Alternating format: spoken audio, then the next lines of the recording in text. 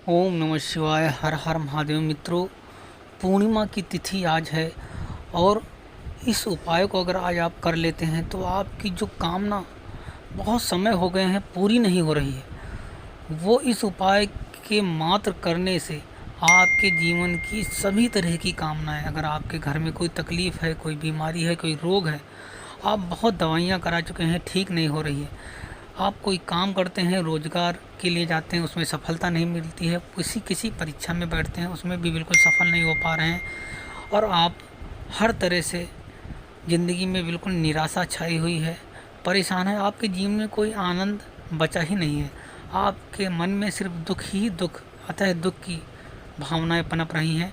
तो आज आप इस उपाय को पूर्णिमा की तिथि को करके देखिए। कहा गया है कि शास्त्रों में जो इस पूर्णिमा को, मतलब कि किसी भी पूर्णिमा तिथि को करता है, अगली पूर्णिमा आने तक उसकी कामना, उसके मन की कामना भगवान श्री चंद्रमौली जी पूरी कर देते हैं। शिव जी का ही नाम है श्री चंद्रमौली। तो मित्रों, इस उपाय को आप ज़रूर करिएगा। और अगर आपके घर में कोई भी व्यक्ति है जिसकी कामना पूरी नहीं हो रही है, या कोई व्यापार सफल नहीं हो रहा है, या बहुत कष्ट में है, बीमार रहता है, या फिर कुछ भी एग्ज़ाम या परीक्षा में बैठता है, कोई भी समस्या, तो उसको भी ये उपाय ज़रूर करवाइएगा। 3 चीज़ों की ज़रूरत पड़ती है। चावल का दाना लेना है, वो टूटा नहीं होना चाहिए, एक चावल का दाना मात्र लेना है, एक बेलपत्र लेनी है, कटी फटी नहीं होना चाहिए, कहीं से भी कोई छेद नहीं होना चाहिए, और एक लोटा तांबे का जल लेना है। ये 3 चीज़ें प्रदोष काल के समय पूर्णिमा के दिन जाना है और किसी भी पूर्णिमा की तिथि को ही करना है। पूर्णिमा की तिथि को करोगे, अगली पूर्णिमा आने तक आपकी जो भी कामना होगी वो शिव श्री चंद्रमौली भगवान जी पूरी कर देंगे। ऐसा शास्त्रों में पूरा वर्णन है। बहुत ही सुंदर उपाय है, आप ज़रूर करिए।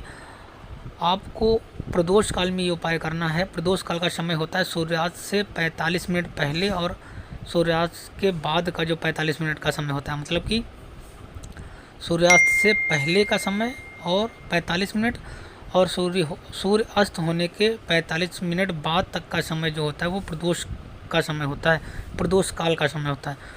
उस बीच में आपको शिव मंदिर में जाना है, स्नान करके पवित्र होकर।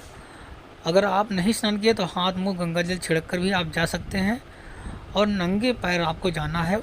ओम नमः शिवाय या श्री शिवाय नमस्तभ्यम बोलते हुए, ऐसा करते हुए कहा गया। एक एक कदम जब आप नंगे पैर शिव के दरवाजे तरफ जाएंगे, शिव मंदिर की ओर, तो आपको एक एक पग आपका एक अश्वमेघ यज्ञ के बराबर होगा और शिव आपकी कामना पूरी करेंगे। जब आपको शिव मंदिर में जाना है, उसके बाद आपको शिव की चौखट पर पैर नहीं रखना है, शिव की चौखट को लांघना है। लांघने के बाद आपको भगवान श्री चंद्रमौली जी का स्मरण करना है। इस चीज़ का ध्यान रखना है, जब आप चावल के दाना को, एक चावल का दाना लेना है, अपने सीधे हाथ में रखना है और अपने मन की कामना कहते हुए भगवान श्री चंद्रमौली का स्मरण करना है। याद करते हुए उस चावल के दाना को शिवलिंग के ऊपर रख देना है। उसके बाद आपको एक बेलपत्र लेनी है। बेलपत्र का चिकना वाला भाग नीचे होना चाहिए और जो खुरदरा वाला भाग होता है वो ऊपर होना चाहिए। जो चावल का दाना चंद्रमौली भगवान का स्मरण करते हुए रखा है, अपनी कामना बोलते हुए रखा है, अपनी कामना बोलना है और चावल के दाना को शिव जी के ऊपर रख देना है, श्री चंद्रमौली भगवान जी का स्मरण करते हुए, उनको याद करते हुए। उसके बाद ऊपर वो बेलपत्री रखना है। बेलपत्री की डंडी आपकी ओर होना है, बेलपत्री की डंडी आपकी ओर रखना है और श्री चंद्रमौली भगवान को स्मरण करते रहना है, याद करते रहना है। इतना करने के बाद, और जो बेलपत्री की बीच वाली पत्ती की नोक है वो जलाधारी की ओर होना है, मतलब शिवलिंग के ऊपर ही रखना है। उसके बाद उसके ऊपर से आपको एक लोटा जल चढ़ाना है। लेकिन जल कैसे चढ़ाना है, इस चीज़ का ध्यान रखना है। सबसे पहले आपको गणेश जी का, शिवलिंग में ही होता है, गणेश जी का राइट वाला भाग जो होता है वो गणेश जी का होता है। गणेश जी को वो चढ़ाना है जल, अपनी कामना बोलते हुए। फिर थोड़ा कार्तिकेय भगवान को चढ़ाना है जल। उसके दूसरे नंबर पर कार्तिकेय भगवान पर चढ़ाना है थोड़ा सा जल, अपनी मन की कामना बोलना है आरोग्यता के लिए। और गणेश जी को पहले नंबर चढ़ाना है, वो राइट साइड में शिवलिंग पे होता है, और अपने मन की जो भी कामना है। उसके बाद बीच में जो सर्प बने होते हैं वो अशोक सुंदरी माता होती हैं, उन पर चढ़ाना थोड़ा सा जल। फिर चारों तरफ जलाधारी के, शिवलिंग के चारों तरफ वो पार्वती माता का स्थान होता है, उनको थोड़ा जल चढ़ाना है। फिर आपको 5वें नंबर पर आपको शिव जी पर श्री चंद्रमौली का स्मरण करते हुए जल शिव जी के ऊपर चढ़ा देना है। उसके बाद थोड़ा जल बचा लेना है, वो नंदीश्वर के जो आगे निकला हुआ पैर होता है वहाँ पे चढ़ा देना है। और 2 बूंद जल जब आप जाएंगे वो चौखट पे, शिव जी की चौखट पर चढ़ाना है।